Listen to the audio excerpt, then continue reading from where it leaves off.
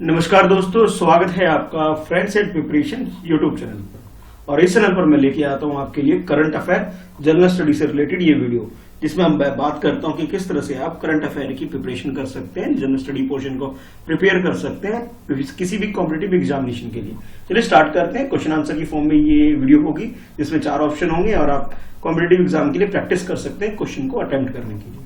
ठीक है, तो क्वेश्चन को अटेम्प्ट करिए। सही कितने क्वेश्चन आप अटेम्प्ट कर पाते हैं, 70-80% अगर आप सही जवाब दे रहे हैं, इट मींस आपकी जो प्रिपरेशन है वो ठीक चल रही है। ठीक है, अगर कहीं गलती होती है तो इट मींस आपके लिए एक लर्निंग स्टेज है, और उस मिस्टेक से आप जो भी एक्सप्लेनेशन में बता रहा हूं वहां से आप समझिए, उस टॉपिक को रिवाइज करिए और अपने उस पोर्शन को कंप्लीट करिए और उस पोर्शन को स्ट्रांग बनाइए जहां पे आप लैग कर रहे हैं, जिस पोर्शन को आप समझ नहीं पा रहे हैं।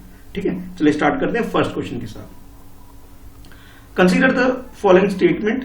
India has proposed to declare 2023 as international year of millets. हमारी कंट्री ने, यानी कि इंडिया की बात की जा रही है, 2023 को international level per year of millets declare करने के लिए प्रपोज किया है। बोला जा रहा है आपके लिए फर्स्ट स्टेटमेंट के अंदर। ठीक है, और सेकंड स्टेटमेंट में आपसे बोला जा रहा है millet has potential to fight anaemia in women of reproductive age and infants. यानी कि ये बोला जा रहा है मिलेट्स यानी कि बाजरा की अगर हम बात करें तो बाजरा के बारे में बोला जा रहा है कि 2023, ठीक है, जो आने वाला जो 2023 होगा, उस ईयर को इंडिया ने प्रपोज किया है कि भी इसे इंटरनेशनल ईयर ऑफ मिलेट्स के रूप में, यानी कि अंतर्राष्ट्रीय बाजरा वर्ष के रूप में घोषित करने के लिए भारत की ओर से एक तरह से प्रस्ताव रखा गया है। और दूसरा ये बोला जा रहा है कि जो अनेमिया जो बीमारी लेडीज में जो होती है उसको फाइट करने में मिलेट्स यानी कि बाजरा काफी हेल्प करता है जब वो रिप्रोडक्टिव स्टेज पे होते हैं। यानी कहने का मतलब है जब प्रेगनेंसी वगैरह होती है, यानी कि जो बच्चा हम लोग जब पैदा वगैरह होते हैं, ठीक है, तो ये तो उस टाइम इनको बहुत स्ट्रांग बनाने में हेल्प करती है। और थर्ड स्टेट में ये बोला जा रहा है कि millets are capable of growing under the drop condition. Drought यानी कि सूखा वगैरह जो पड़ जाता है, यानी कि बाढ़ वगैरह की वजह से जो पानी खत्म हो चुके होते हैं या फिर कोई बारिश ना होने की वजह, कहने का मतलब जब प्रॉब्लम जब पानी से रिलेटेड हो, यानी कि कम पानी की वजह से जब खेती करना हो तो किसानों के लिए एक चैलेंज हो जाता है। लेकिन अगर ये फसल अगर उगाते हैं यानी बाजरा उगाते हैं तो वहां ज्यादा पानी की हमें जरूरत नहीं पड़ेगी। ये थर्ड स्टेटमेंट में बोला जा रहा है। तो ये 3 स्टेटमेंट है। आप तीनों स्टेटमेंट के अकॉर्डिंग अपने आंसर आपको चूज करना है कि इन तीनों स्टेटमेंट में से कौन सा स्टेटमेंट या कितने स्टेटमेंट सही आपको बताए गए हैं। ठीक है, करेक्ट स्टेटमेंट के हिसाब से आपको आंसर करना है। तो ऑप्शन ए में आपसे बोला जा रहा है कि फर्स्ट स्टेटमेंट करेक्ट है, बी में बोला जा रहा है सेकंड एंड थर्ड करेक्ट है, सी में बोला जा रहा है फर्स्ट और सेकंड करेक्ट है, और डी में बोला जा रहा है 1, 2, 3, यानी कि तीनों ही स्टेटमेंट करेक्ट है। तो आपके अकॉर्डिंग सही स्टेटमेंट कौन सा है इन तीनों स्टेटमेंट के अंदर, वो आपको बताना है। किसके बारे में? मिलेट्स के बारे में, यानी बाजरा के बारे में आपसे पूछा जा रहा है। ठीक है, चलिए क्वेश्चन को अटेम्प्ट कर लीजिए। तो इस क्वेश्चन का जो करेक्ट आंसर है, करेक्ट आंसर इसका डी है। डी का मतलब ये हुआ कि तीनों स्टेटमेंट फर्स्ट, सेकंड और थर्ड तीनों स्टेटमेंट करेक्ट है, यानी कि तीनों ही बात सही बोली गई है। यानी कि हमारी कंट्री ने 2023 को, ठीक है, ध्यान रखना है आपको, 2023 को ये international year of millets declare करने के लिए एक तरह से प्रस्ताव रखा है, एक तरह से प्रपोजल रखा है इंटरनेशनल लेवल पर। कहां पर? यूएन के अंदर, यानी कि UN food and agriculture organisation जो है, जो यूएन का एक पार्ट है, उसके अंदर इंडिया ने एक प्रपोजल रखा है कि इसे इंटरनेशनल ईयर ऑफ मिलेट्स के रूप में डिक्लेयर होना चाहिए 2023 को। ठीक है, उसके बाद जो सेकंड बोला गया कि भाई ये जो है मिलेट्स यानी बाजरा है, ये एनीमिया को फाइट करने में इंडिया के अंदर वुमेन्स के अंदर जो एनीमिया से रिलेटेड जो बीमारी है उसे फाइट करने में काफी हेल्प करता है। यानी कि एक तरह से कहिए ये जो बाजरा है इसके अंदर बहुत ज्यादा आयरन कंटेंट होता है। ठीक है, जो इनके मतलब जो एनीमिया से बीमारी को डील करने में काफी हेल्प मिलती है। ठीक है, और नेक्स्ट ये बोला गया कि भी ये जो फसल है ये ड्रॉट कंडीशन में, यानी कि सूखे की कंडीशन में भी इसे इजिली मतलब इसे उसे उगाया जा सकता है। यानी कि इसमें लो रेनफॉल वाली जो एरिया है, यानी कि जो बहुत कम पानी जहां पे बारिश होता है, ठीक है, रेगिस्तान या जैसे एरिया आप कह सकते हो जहां पानी ज्यादा नहीं होता, उस एरिया में भी इसे उगाया जा सकता है। तो आप इस तरह से कह सकते हैं कि तीनों ही स्टेटमेंट हमारे करेक्ट है। तो करेक्ट आंसर हमारा क्या? करेक्ट आंसर हमारा डी होगा। बाकी चीजें आप देख सकते हैं, स्क्रीन में वीडियो पॉज करके भी इसे पढ़ सकते हैं। ठीक है, चलो देखते हैं नेक्स्ट क्वेश्चन। नेक्स्ट क्वेश्चन में पूछा जा रहा है कंसीडर द फॉलोइंग स्टेटमेंट। यहाँ पे भी कुछ स्टेटमेंट गिवन है, जैसे कि आप देख पा रहे हैं कुछ स्टेटमेंट है। ये आपका फर्स्ट स्टेटमेंट है, उसके बाद नीचे ये आपका सेकंड स्टेटमेंट है, और आपसे पूछा जा रहा है conservation reserve is a buffer zone to migration corridor between the different protected area. यानी कि प्रोटेक्टेड एरिया के बारे में बोला जा रहा है। जैसे हमारी कंट्री के अंदर ये प्रोटेक्टेड एरिया के अंदर वाइल्ड लाइफ सेंचुरी हो गई, नेशनल पार्क हो गए, इस तरह के जो जोन वगैरह उसके बारे में आपसे बोला जा रहा है कि conservation reserve is a buffer zone. ये क्या एक बफर जोन है, किसके लिए? Migration corridor between different protected area. जो अलग अलग प्रोटेक्टेड एरिया है जैसे मैंने आपको बताया, उनके बीच में कंजर्वेशन रिजर्व का काम करती है बफर जोन, ये बोला जा रहा है। ठीक है, प्रोटेक्टेड एरिया आई होप समझ में आ रहा होगा आपको कि national park, wildlife sanctuary, इन सब चीजों के बारे में बात की जाए, इनके बारे में बात की जा रही है। अच्छा, सेकंड स्टेटमेंट में ये बोला जा रहा है the protected area was included in wild life protection act 1972, यानी कि 1972 में हमारी कंट्री में वाइल्ड लाइफ प्रोटेक्शन एक्ट आया था और उस प्रोटेक्शन एक्ट के अंदर उसके अंदर ये मेंशन किया गया था कि प्रोटेक्टेड एरिया क्या है और इसे इंक्लूड किया गया था कब? 1972 के इस एक्ट के अंदर, जो एक्ट मैं आपको बता रहा हूं वाइल्ड लाइफ प्रोटेक्शन एक्ट की बात की जा रही है। तो ये दो स्टेटमेंट आपको दे दिए गए और आपसे पूछा जा रहा है which of the statement given above are correct. तो करेक्ट स्टेटमेंट क्या है इन दोनों में से, ये आपको आइडेंटिफाई करना है। दो स्टेटमेंट है, इकोलॉजी से क्वेश्चन उठाया हुआ है, साइंस की बुक से इकोलॉजी से ये क्वेश्चन आपके लिए उठाया गया है। ठीक है, अब बताइए सही आंसर क्या है। ऑप्शन ए में बोला जा रहा है फर्स्ट स्टेटमेंट करेक्ट है, बी में बोला जा रहा है सेकंड स्टेटमेंट करेक्ट है, सी में बोला जा रहा है बोथ 1 2 यानी दोनों स्टेटमेंट करेक्ट है, और डी में बोला जा रहा है आपको कि भी नाइदर 1 नॉट 2। इसका मतलब ये हुआ कि दोनों ही स्टेटमेंट गलत है। ठीक है, तो अब ये बताइए करेक्ट आंसर इसका क्या है।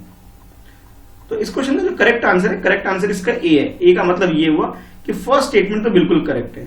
मतलब अगर मैं बफर जोन की बात करूं यानी प्रोटेक्टेड एरिया, जैसे कि मैंने आपको पहले भी बताया था, प्रोटेक्टेड एरिया का मतलब मैंने आपको बताया था जितने भी हमारी कंट्री के अंदर नेशनल पार्क हो गए, वाइल्ड लाइफ सेंचुरी हो गई, ये सब किसके अंदर आते हैं? प्रोटेक्टेड एरिया के अंदर आते हैं। ठीक है, जितने भी national park, wildlife century और रिजर्व एरिया जो भी है। ठीक है, और इसको हम क्या बोल सकते हैं, इस तरह से बफर जोन के रूप में आप डिफाइन कर सकते हो। ठीक है, तो ये कुछ एरिया आपको पता होने चाहिए और जिस स्टेट से आप बिलोंग करते हैं तो आपके स्टेट में जो भी प्रोटेक्टेड फॉरेस्ट है, वाइल्ड लाइफ सेंचुरी है, रिजर्व है, नेशनल पार्क है, उनके नाम आपको पता होने चाहिए। तो आज आपके लिए छोटा सा क्वेश्चन ये रहेगा कि आप जिस स्टेट से बिलोंग करते हैं उस स्टेट में जो भी इस तरह का कोई प्रोटेक्टेड एरिया तो उसके नाम जरूर बताइएगा और ये भी बताइएगा स्टैब्लिश्ड कब हुई थी। ये छोटे छोटे क्वेश्चन है जो अगर आप प्रिपेयर अभी से करना स्टार्ट करेंगे तब आपकी प्रिपरेशन बहुत अच्छी हो पाएगी। अच्छा, सेकंड स्टेटमेंट में जो ये बोला गया था कि ये 1972 में जो एक्ट आया था उसके अंदर इसे डिफाइन किया गया था, नहीं ये गलत है। बल्कि 1972 में प्रोटेक्टेड एरिया जो वाइल्ड लाइफ प्रोटेक्शन एक्ट आया था, लेकिन उसके अंदर ये इसके बारे में वाइल्ड लाइफ प्रोटेक्शन के बारे में तो बातचीत की गई थी, लेकिन प्रोटेक्टेड एरिया को अच्छे से डिफाइन नहीं किया गया, इसे इंट्रोड्यूस नहीं किया गया था। उसके बाद 2002 में क्या किया गया था, इसे अमेंड किया गया था, यानी कि वाइल्ड लाइफ प्रोटेक्शन एक्ट के अंदर अमेंडमेंट लाया गया था 2002 में। और जब 2002 में जो अमेंडमेंट किया था, अमेंडमेंट के तहत प्रोटेक्टेड एरिया और उसकी कैटेगरी को अच्छे से इंट्रोड्यूस किया गया था इस एक्ट के अंदर। यानी कि जो 2002 वाला जो अमेंडमेंट वाला है, यानी कि 1972 में जो एक्ट आया था उस एक्ट के अंदर जो भी प्रोविजन करके उसको चेंजेस लाया गया था 2002 में, वो करेक्ट है। यानी कि इनिशियली ये शुरुआत में नहीं था, इनके बारे में डिटेल में डिस्क्रिप्शन बाद में आया था। ठीक है, तो यानी कि ये बोल सकते हो कि सेकंड ऑप्शन जो है, सेकंड स्टेटमेंट जो आपका वो गलत हो गया, फर्स्ट स्टेटमेंट करेक्ट है। तो करेक्ट आंसर हमारा क्या हो गया, इस हिसाब से करेक्ट आंसर हमारा ए हो गया। ठीक है, चलिए देखते हैं नेक्स्ट क्वेश्चन। नेक्स्ट क्वेश्चन में आपसे बोला जा रहा है कि ग्लोबा एंडरसोनी स्पीसीज के बारे में बोला जा रहा है। यानी कि क्वेश्चन देख के आपको स्पीसीज से रिलेटेड है, यानी कि इन्वायरमेंट एंड इकोलॉजी का ये पार्ट है क्वेश्चन। ठीक है, ये बिल्कुल एकदम क्लियर हो गया आपको, वर्ड से स्पीसीज वर्ड ने एकदम इंडिकेट कर दिया आपको। ठीक है, तो आप क्वेश्चन को पढ़ लेते हैं क्या है। क्वेश्चन में ये बोला जा रहा है with reference to the Globba andersonii species consider the following statement, यानी स्पीसीज को, यानी ग्लोबा एंडरसोनी स्पीसीज को ध्यान में रखते हुए आपके पास ये दो स्टेटमेंट है, फर्स्ट ये, सेकंड ये। दोनों स्टेटमेंट को आपने पढ़ना है और नीचे जैसे बोला जा रहा है कि which of the statement given above are correct, तो करेक्ट स्टेटमेंट क्या है ये आइडेंटिफाई करके आंसर अटेम्प्ट करना है। चलो स्टेटमेंट देख लेते हैं। तो फर्स्ट स्टेटमेंट में बोला जा रहा है the species is endemic to the western Ghat only, यानी कि ये कौन सी कैटेगरी के अंदर आता है, ये एंडेमिक कैटेगरी के अंदर है। और ये कहां पर है, ये हमारी कंट्री के वेस्टर्न घाट में। बोला जा रहा है कि हमारी कंट्री में जो वेस्टर्न घाट है उस एरिया में ये स्पीसीज पाई जाती है, फर्स्ट स्टेटमेंट के अंदर। सेकंड स्टेटमेंट में ये बोला जा रहा है कि इनलिस्टेड एज इंडेंजर्ड इन IUCN रेड लिस्ट।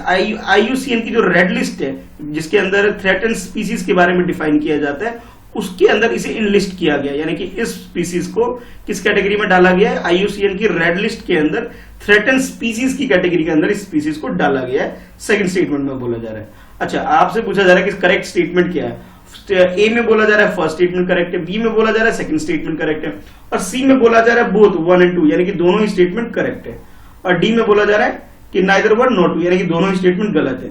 तो आपके हिसाब से करेक्ट आंसर क्या है, क्वेश्चन को अच्छे से अटेम्प्ट कर लीजिए। तो इस क्वेश्चन का जो करेक्ट आंसर है, करेक्ट आंसर का बी है। बी का मतलब ये वो सेकंड स्टेटमेंट बिल्कुल करेक्ट है, यानी कि ये जो आप ये बोल सकते हैं कि ये ग्लोबा एंडरसोनी जो स्पीसीज है, ठीक है, इसके बारे में ये जो बोला जा रहा था कि ये IUCN की रेड लिस्ट के अंदर, किसके अंदर, IUCN की रेड लिस्ट के अंदर इसे इन थ्रेटन स्पीसीज की कैटेगरी के अंदर डाला गया हुआ है। ये बात बिल्कुल सही है, लेकिन ये जो आपसे बोला गया था वेस्टर्न घाट, यानी कि अगर मैं इंडिया का अगर मैप बनाऊं तो वेस्टर्न घाट हमारा ये वाला एरिया होता है, यानी कि महाराष्ट्र, कर्नाटका, केरला वाला जो नीचे का एरिया, ये वहां ये पाया जाता है। नहीं, बिल्कुल ये गलत है, ये बल्कि यहाँ नहीं पाया जाता, यानी कि ये नॉर्थ ईस्ट के अंदर, सिक्किम के अंदर जो हिमालयन पार्ट है वहां पर ये स्पीसीज पाई जाती है, यानी कि ये साउथ वेस्ट में नहीं है, बल्कि ये नॉर्थ ईस्ट में, यानी ऊपर जैसे ये मान लीजिए हमारी कंट्री का मतलब जैसा समझ सकते हैं आप, ये कुछ हमारा मैप हो गया ये, ठीक है, इस तरह से हमारा मैप होता है। तो ये जो सिक्किम वाला एरिया, इधर वाला जो एरिया है, ठीक है, नॉर्थ ईस्ट के पास जो ये एरिया है, ठीक है, इस एरिया में स्पीसीज पाई जाती है, ये ग्लोबा एंडरसोनी स्पीसीज, यानी कि ये जो वेस्टर्न घाट वाला एरिया, इस एरिया में नहीं बल्कि यहाँ पे है, ठीक है। तो आप ये बोल सकते हो कि आपके पास जो ये स्टेटमेंट 1 है वो गलत हो गया, सेकंड स्टेटमेंट है वो करेक्ट है, यानी कि IUCN की रेड लिस्ट के अंदर इसे थ्रेटन स्पीसीज की कैटेगरी में डाला गया है। अच्छा, एक बात और, ठीक है, अब आपको ये बताना है कि भी IUCN की ये जो इसकी फुल फॉर्म क्या है, ये जो इंटरनेशनल ऑर्गेनाइजेशन है और इसे स्टैब्लिश कब हुआ था, इसके बारे में जरूर पढ़िएगा और कमेंट करके जरूर बताइएगा, ठीक है। और थोड़ा और जान लेते हैं कि भाई ये जो स्पीसीज है ये मेनली जो पाया जाता है, यानी कि जो ये कौन सी ये जो स्पीसीज है मेनली जो रिस्ट्रिक्टेड है, मेनली जो पाया जाता है ये तीस्ता रिवर के अंदर, तीस्ता रिवर वैली जो रीजन है, ठीक है, दार्जिलिंग के आसपास का जो एरिया है, दार्जिलिंग हिल के आसपास का जो एरिया तीस्ता रिवर, उस रिवर के आसपास का जो एरिया वहीं पे ये स्पीसीज पाई जाती है, ठीक है। चलो अब देखते हैं नेक्स्ट क्वेश्चन। इस क्वेश्चन का आंसर बी सही है। इस क्वेश्चन में आपसे पूछा जा रहा है regarding the significance of butterfly consider the following statement. Butterfly यानी तितली की बात की जा रही है कि उसकी सिग्निफिकेंस, उसकी उपयोगिता हमारी लाइफ में या हमारे आस, उसका महत्व क्या है, इंपॉर्टेंस क्या है, उसके बारे में आपसे क्वेश्चन पूछा जा रहा है। तो यहाँ की जैसे कि आप देख पा रहे हैं यहाँ पे दो स्टेटमेंट है, ये फर्स्ट स्टेटमेंट है, ये सेकंड स्टेटमेंट है, ठीक है। फर्स्ट स्टेटमेंट में ये बोला जा रहा है there are importance pollinator for many agriculture crop, they provides information on the overall condition of ecosystem. अच्छा, मैं इस क्वेश्चन को बताने से पहले एक बात बताना चाहूंगा आपको कि बहुत सारे लोग कहते हैं कि एनसीईआरटी यूजफुल नहीं है, एनसीईआरटी छोटी क्लासेस को नहीं देखते। तो बेटा ये अगर कोई क्लास, ये जो भी ये वीडियो देख रहे हैं, मैं आपको ये कहना चाहूंगा कि क्लास 6 ऑनवर्ड आप साइंस की बुक पढ़ना शुरू कर दीजिए। 6 to 10 तो पहले मैंडेटरी है कि बिल्कुल देखिए, क्योंकि काफी इंपॉर्टेंट है। 6 to 10 की साइंस की बुक में को 1 by 1 पढ़ना शुरू कीजिए। ये साइंस क्लास 6 की साइंस की बुक का सेकंड चैप्टर से उठाया गया क्वेश्चन है। अब आपको लगेगा ये क्वेश्चन छठी क्लास की बुक से, हाँ बिल्कुल छठी क्लास की बुक से, कि भाई ये बटरफ्लाई की इंपॉर्टेंस क्या है वगैरह वगैरह, ये नेक्टर क्रिएट करते हैं, इस तरह की इंफॉर्मेशन आपको वहां से मिलेगी। तो अगर आप लोग नहीं पढ़ रहे हैं तो उसे रिवाइज कर लीजिए। इवन इस चैनल पे भी मैंने साइंस पढ़ाना मैंने स्टार्ट किया हुआ, तो आप वहां से भी इसे अपनी तैयारी कर सकते हैं, ठीक है। चलिए आप क्वेश्चन पे आ जाते हैं। तो क्वेश्चन में ये बोला जा रहा है कि आप बटरफ्लाई से रिलेटेड यहाँ 2 स्टेटमेंट है, आपको दोनों स्टेटमेंट में ये चेक करना है कि करेक्ट स्टेटमेंट क्या है, ठीक है। तो फर्स्ट स्टेटमेंट देख लेते हैं। इसमें ये बोला जा रहा है they are importance pollinator for many agriculture crop, यानी कि जितने भी एग्रीकल्चर क्रॉप होते हैं उनके लिए एक पॉलिनेटर का काम करता है। पॉलिनेटर का मतलब ये होता है कि जिस तरह से फसल होता है, फसल को होने के लिए, यानी कि जब फूल को फल में जो कन्वर्ट होता है तो उस कन्वर्ट होने में इस तितली वगैरह का बड़ा रोल होता है, ठीक है। और जिसकी वजह से क्या कि हमें फ्रूट्स वगैरह या जो भी अनाज वगैरह जो मिलते हैं उसमें, कहने का मतलब आप ये बोल सकते हो, इसे आप फार्मर का एक हेल्पर कह सकते हो, फ्रेंड कह सकते हो, ठीक है। ये बोला जा रहा है फर्स्ट स्टेटमेंट के अंदर। सेकंड स्टेटमेंट में ये बोला जा रहा है they provides information on overall condition of ecosystem, यानी कि जो इकोसिस्टम है, यानी कि इन्वायरमेंट के बारे में, मिट्टी के बारे में, और आगे जानकारी जो है कि भी हम किससे अंदाजा लगाते हैं, तितली की हेल्प से, यानी बटरफ्लाई की हेल्प से अंदाजा लगा लेते हैं। ये बोला जा रहा है सेकंड स्टेटमेंट के अंदर। यानी कि 2 स्टेटमेंट आपको दे दिए गए, दोनों स्टेटमेंट के हिसाब से आपको क्वेश्चन अटेम्प्ट करना है। सही आंसर इसका क्या हो सकता है ये बताना है। ऑप्शन ए में बोला जा रहा है कि भाई आपसे कि फर्स्ट स्टेटमेंट करेक्ट है, it means option A correct है। बी में बोला जा रहा है सेकंड स्टेटमेंट करेक्ट है, ठीक है, यानी कि आप बोल सकते हो बी ऑप्शन इस वजह से करेक्ट है। सी में बोला जा रहा है कि बोथ 1 and 2, यानी कि दोनों स्टेटमेंट करेक्ट बोला जा रहा है आपसे, यानी कि दोनों स्टेटमेंट सही है। और डी में बोला जा रहा है नाइदर 1 nor 2, यानी कि इन दोनों में से कोई सा भी स्टेटमेंट सही नहीं है, यानी कि दोनों ही स्टेटमेंट हमारे क्या है, गलत है, ठीक है। ये 4 ऑप्शन थे, 4 ऑप्शन के हिसाब से आपका करेक्ट आंसर क्या है, आपको कौन सा आंसर सही लगता है, क्वेश्चन को एक बार अटेम्प्ट कर लीजिए। तो इस क्वेश्चन का जो करेक्ट आंसर है, करेक्ट आंसर इसका सी है। सी का मतलब ये हुआ कि भी दोनों स्टेटमेंट, फर्स्ट और सेकंड, दोनों ही स्टेटमेंट क्या है, करेक्ट है। अब क्यों करेक्ट है आप समझ लेते हैं। जो बटरफ्लाई वगैरह होते हैं ये क्या करते हैं, ये एक तरह से एक्ट करते हैं, ये काम करते हैं पॉलिनेटर के लिए, यानी कि most of the agriculture crop जो हमारी कंट्री में होता है, हमारी कंट्री का वर्ल्ड वाइड ये सब जगह ही ये एक तरह से पॉलिनेटर का काम करते हैं। पॉलिनेटर का मतलब ये है यहाँ पे कि जो फसल वगैरह होते हैं तो उनको उनके साथ ये जुड़ते हैं और उसकी वजह से यानी कि उसको फसल यानी कि क्रॉप को ग्रो करने में काफी हेल्प प्रोवाइड करते हैं बटरफ्लाई। तो आप ये बोल सकते हो फर्स्ट स्टेटमेंट हमारा करेक्ट है। और सेकंड स्टेटमेंट इसलिए करेक्ट है क्योंकि ये बाकी जो स्पीसीज है, बाकी जो हैं बर्ड्स हो गए, स्पाइडर हो गए, लिजर्ड हो गए, इन सबको भी एक तरह से इन सब के लिए क्या होते हैं, ये एक तरह से ये बोल सकते हो आप, ये उनके फूड का सोर्स बन जाते हैं, यानी कि ये लोग जो है जो बड़े स्पीसीज है छोटे स्पीसीज को खाते हैं, जिस वजह से क्या होता है ये इनको खा लेते हैं और आपके लिए क्या होता है, जो भी एज ए फार्मर कोई है तो उनको फसल यानी क्रॉप को नुकसान कम होता है। तो आप ये बोल सकते हैं ये एक तरह से क्या एक्ट करते हैं कि फार्मर के लिए एक हेल्प ही हो गई इस तरह से, ठीक है, उनका अनाज या जो भी फसल है क्रॉप है नुकसान नहीं होता है। तो आप ये बोल सकते हैं कि दोनों ही स्टेटमेंट करेक्ट हो गया, फर्स्ट स्टेटमेंट भी करेक्ट है, सही सेकंड स्टेटमेंट भी करेक्ट है। तो आप ये बोल सकते हैं कि भाई ये जो हमारा जो आंसर है आंसर सी हो जाएगा, ठीक है। चलिए अब देखते हैं नेक्स्ट क्वेश्चन।